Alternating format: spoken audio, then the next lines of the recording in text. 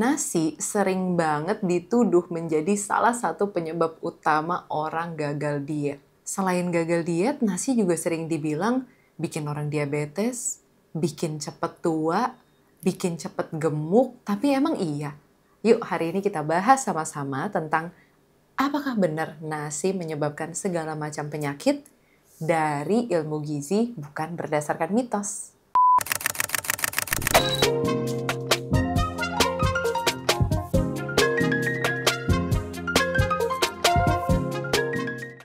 Ada pasien saya, masih muda, umur 20-an, datang ke saya bilang, "Dokter, saya udah diet nih 3 minggu.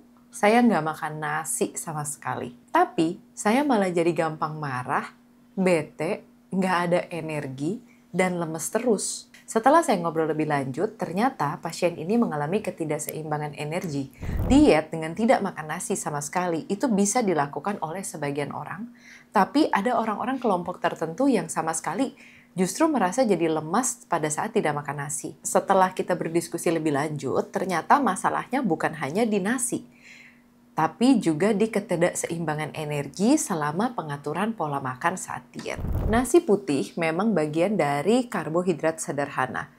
Tinggi kalori, 100 gramnya bisa mencapai 170 kalori, dan merupakan salah satu sumber energi utama untuk golongan ras Asia. Tapi bukan berarti kita harus menghindari makan nasi. Contohnya kita bisa lihat banyak orang yang di Jepang setiap hari juga makan nasi, tapi berat badannya tidak gemuk. Jadi masalahnya sebetulnya bukan di nasinya, tapi berapa banyak kita makan nasi dan apa saja lauk yang menemani pada saat kita makan nasi, lalu cemilan apa lagi yang kita makan setelah kita makan nasi. Misalkan kita makan nasi aja satu piring pakai mie instan dan telur goreng. Lalu habis gitu kita duduk-duduk aja di rumah. Sambil duduk-duduk nonton TV, kita jajan lagi milk tea. Dan kita beli lagi roti. Sambil makan, sambil minum milk tea, sambil makan roti setelah sebelumnya nasi, mie instan, dan telur. Sudah pasti berat badannya akan naik. Sudah pasti susah untuk turun berat badan. Tapi kalau kita makan nasi, dalam satu piring kita ada nasi, sewajarnya 1/4 piring mungkin disertai dengan banyak sayuran dan 2 atau 3 potong lauk protein seperti tahu, telur, ikan, atau ayam.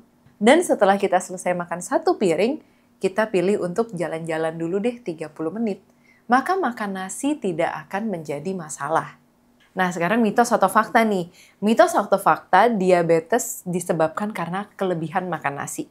Diabetes disebabkan karena resistensi insulin akibat kombinasi antara gaya hidup tidak sehat, tidak aktif, berat badan berlebih, dan genetik. Mitos yang kedua, kalau lagi diet, nasi dirubah jadi roti.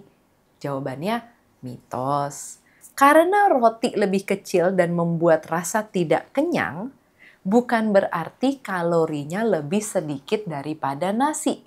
Kadang orang merasa makan nasi segini banyak kenyang banget nih. Kita jadinya nggak diet, kalorinya pasti besar. Roti kan cuman kecil, makan juga nggak kenyang, pasti kalorinya lebih kecil, padahal enggak. Bukan berarti barang yang lebih kecil dan membuat kita tidak kenyang, itu sudah pasti kalorinya lebih kecil. Seringkali kalori roti lebih besar daripada kalori nasi. Karena dalam proses pembuatan roti, di dalamnya ada gula yang dicampur, mentega yang dicampur, isiannya coklat ataupun keju ataupun daging. Jadi kita harus hati-hati pada saat kita diet, kita bukan mengganti nasi dengan roti. Karena itu yang sering bikin jadi malah nambah kalori hariannya. Mitos ketiga, nasi bikin gemuk. Gemuk itu bukan karena kebanyakan makan nasi, tapi gemuk karena kebanyakan makan segala sesuatu yang kita makan dalam satu hari melebihi kebutuhan harian kita. Jadi, kita makan nasi selama masih sesuai dengan kebutuhan harian kita, maka makan nasi tidak membuat gemuk. Tapi kita bisa nggak makan nasi, balik lagi makan roti sehari 10 piece. Walaupun roti tapi akan melebihi dari kebutuhan harian kita, maka kita tetap akan jadi gemuk. Nah, sekarang saya akan berikan tips aman dan sehat untuk makan nasi supaya tidak menyebabkan gemuk.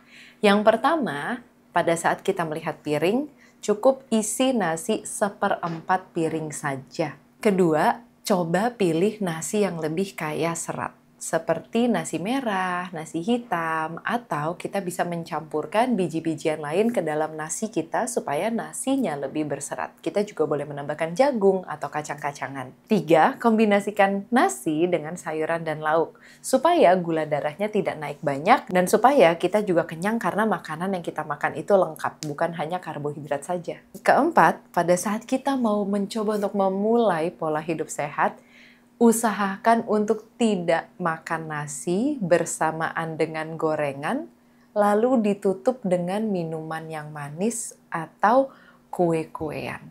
Yang harus kita tinggalkan adalah pola makan yang tidak seimbang, karena hidup sehat itu bukan tentang mengeliminasi satu grup makanan. Karena hidup sehat itu bukan tentang menghindari satu makanan, tapi tentang mengatur pola makan kita supaya seimbang secara bijaksana. Kalau kamu punya cerita menjalani diet yang bikin kamu lemes atau berat badannya malah jadi naik, silahkan sharing di kolom komentar ya. Kalau kamu sedang menjalani program diet di mana kamu sama sekali nggak makan nasi, atau kamu jadi merasa lemas, sulit berpikir, susah konsentrasi, coba konsultasi ke Jakarta Varises Clinic. Di sini kita bisa bantu kamu untuk menjalani diet kamu dengan lebih nyaman.